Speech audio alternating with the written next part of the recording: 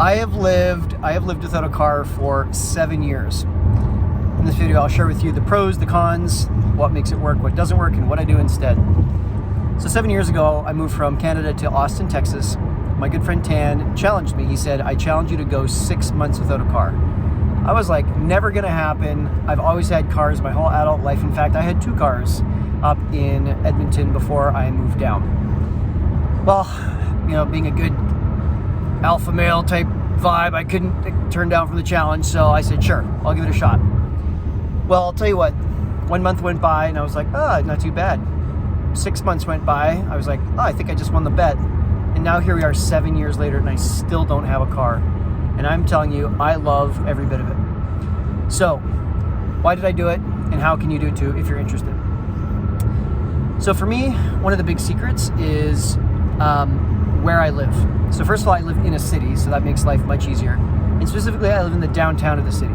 So everything that I need is very, very close. And Austin especially is a really, really, really walkable downtown. In fact, it's probably the most walkable downtown I've seen of any city. Yes, New York is really packed together, but it's just so big, right? It's just so big, whereas Austin's still a small city.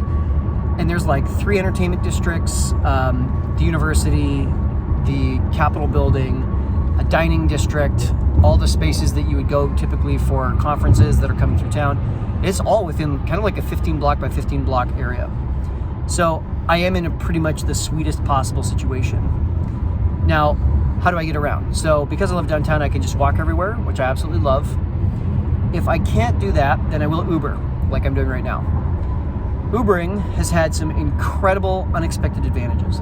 Not only do I save money because I'm not spending money on a car payment, fuel, insurance, and I don't have that hidden cost of depreciation as the vehicle ages, it's actually given me so much extra time that I never would have imagined. So for example, when I'm in the back of an Uber, I'll use that to respond to text messages, get back to team messages. Really amazing opportunity if I have to catch up on rewatching replays of meetings or webinars that I missed or I wanted to study. Really incredible. Now on top of that, and this is some pretty mind-blowing math, if you think about how much time you spend just parking a car. So let's say it takes me 5 to 10 minutes to get out of a parking garage, and then it takes another 5 minutes on the other end to park to go into a store or whatever. For easy figuring, let's just say it's 10 minutes total. If I go out every other day, then that's 150 times per year that I'm going out, 175. Multiply that by 10, we're at 1750, that's 1,800 minutes per year. That's 30 hours a year that I would need to spend if I had a car, literally just parking and leaving. 30 hours is extraordinary. That's 3 very good days of work. That's we're talking over a day that is just completely freed up in the year. Oftentimes when it comes to being efficient, it's all about avoiding the death by 1,000 paper cuts. And this is just definitely one of those moments where death by 1,000 paper cuts has really gotten to me. Now, I think that if you do not live downtown in a city, it gets a little bit tougher, especially if you've got kids or if you play a lot of sports, you got to haul a lot of equipment around. Obviously, for some people, it's just not going to work. But if you think it might work, I highly recommend you give it a shot.